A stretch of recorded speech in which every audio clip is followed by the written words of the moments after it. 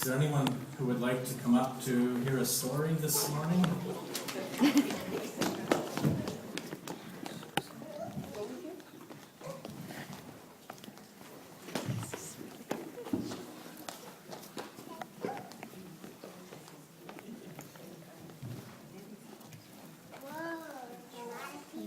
Yeah, Jordan, whoa, there's a lot of people listening.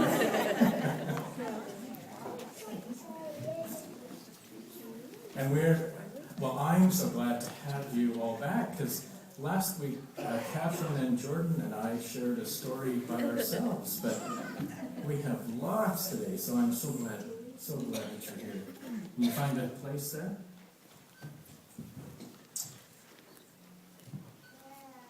Well, I wonder if this is an old story or a new story. And I'm going to need lots of space here, so you'll need you to... Do you know it's old?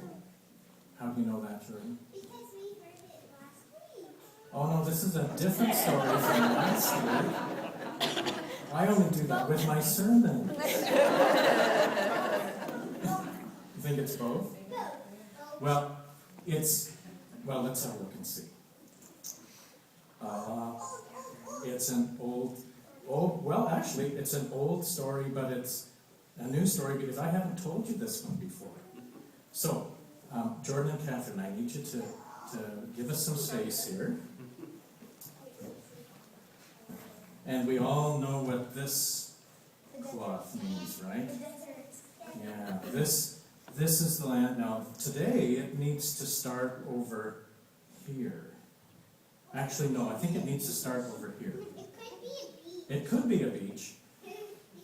But today it's not the beach. It's the land where Jesus lived and taught people about God. But our story today isn't directly about Jesus. It's about one very important follower of his that lived after Jesus. And his name, and we met him last week, was Paul. Well, he started as Saul, that's right, but last week he changed his name, right, to Paul. So Paul was he was so excited. He was so full of God, so full of the Spirit, that it kind of bubbled out of him just as if he was blowing bubbles. Like he was just so excited about God and telling people. And he gathered followers. And in this story, he is with a guy named Silas and a guy named Timothy. And they have been going all over the land, all the different towns and villages, and telling people about God. And people have been getting really excited about it. But when our story begins, Paul is sleeping one night, and in his sleep, he has a dream. And the dream is of this man that's floating way up in the air. And the man is a Macedonian. You ever heard that word? I think I know it. I heard that word, but I can't remember what it means. Yeah, well, Macedonian is a person from Macedonia, which is a country. And it's a country that doesn't exist anymore. Today, it's known as part of Greece. Have you heard of Greece? The country Greece? Yeah. Well, this Macedonian appears in his dream. And the Macedonian says, "Please, Paul, come and help us. We need to know about God." Imagine. And Paul woke up. And he turned to Timothy and Silas and he said, "We have to go to Macedonia." And they said, "Are you crazy? Macedonia?" Because Macedonia, well, no, it was a long, long way away. Way over here. And it was on the other side of the Mediterranean Sea, which was it was like a big ocean. And they were over here. Macedonia was over here. And Timothy and Silas thought Paul was crazy. But Paul knew that God wanted him to go and tell these people about God. And so, they got a boat, and they all got into it, and they went across the sea. And you know how long it took them to get there? A couple of years. Well, no, it wasn't really that long. But it was at least 3 days going to one place and stopping overnight, and then to another place, stopping overnight, and another place. And they finally made it to Macedonia. That's in a very big sea if it took 3 days. 3 days. Well, it's more like a great big lake. So that's why it took 3 days. But we could say it was 3 months if that makes you feel better. That would be okay. So when they got to Macedonia, they looked for some place to stay, and they came to a city called Philippi. Philippi. And they went into Philippi and they started talking to people about God. But people weren't really listening to them. Most people told them that they were crazy and didn't really pay that much attention. And so, after a few days, it was like their Sunday, their Sabbath day. And so they thought they'd leave the city and find a place where they could go and pray. And there was a river outside of Philippi. And this river made its way down to the sea. And so, Paul and Silas and Timothy went down to this river to pray. But when they got there, there were other people there. There were women there at the river that were also praying. And there was one woman in particular, and her name was Lydia. This is Lydia. And she was down at the river as well, with these other women.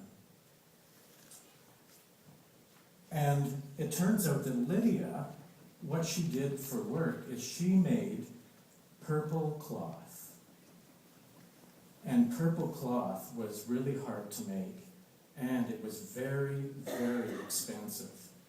But that's how she made her living. She made this purple cloth. And probably the women that were with her helped her to make this purple cloth. Anyway, Paul started to talk to them, and Lydia, for the first time out of all these people that he'd been talking to, just was so focused on what he was saying, and she was so excited, and he talked about God, and he talked about Jesus, and how Jesus had showed them how to live differently. And Lydia said, Paul, I want to live like that too. And he said, this could be really dangerous because the people here don't really know about this kind of God. And she said, I don't care. I want to live that kind of way and know God that way. And so Paul baptized her and the other women in the river. And then Lydia said, I want you to come and stay with me in my house in Philippi. And so that's what they did. They all went and stayed in her house. Catherine? Did you know that they actually had to get snails to make purple cloth? I did, yeah. That's right. You have to gather snails to make purple cloth.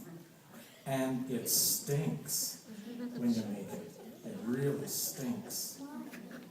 Because the smell of rotting fish and creatures is really, really horrible. So it wasn't a very fun job. I wonder why Paul traveled so far away. Why do you think Paul traveled so far to tell people about God? What do you think? Not sure. Keegan? Because he believed in God very much. So in that dream, he had like a God moment, and he just Yeah, it's like he had a God moment in the dream. What a great way to put it. And had to do it, yeah.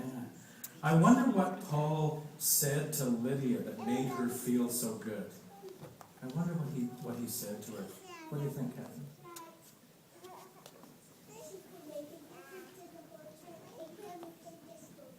That she could make a difference, yeah.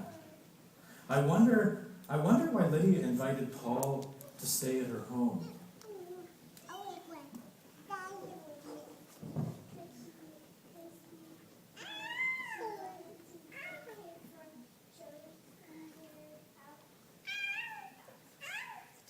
Yeah, it was out of thanks, maybe? Yeah, yeah.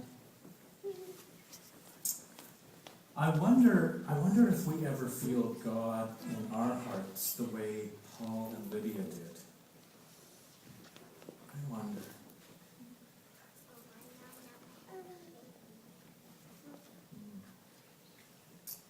Well, that's our story. And I think you're going to be doing something with purple today, is that right? Something. Something with purple? And maybe something else? So, and we're going to sing a song. And if you want to stay for part of the song, you can. It's like a healing stream. And I think 144 and more voices.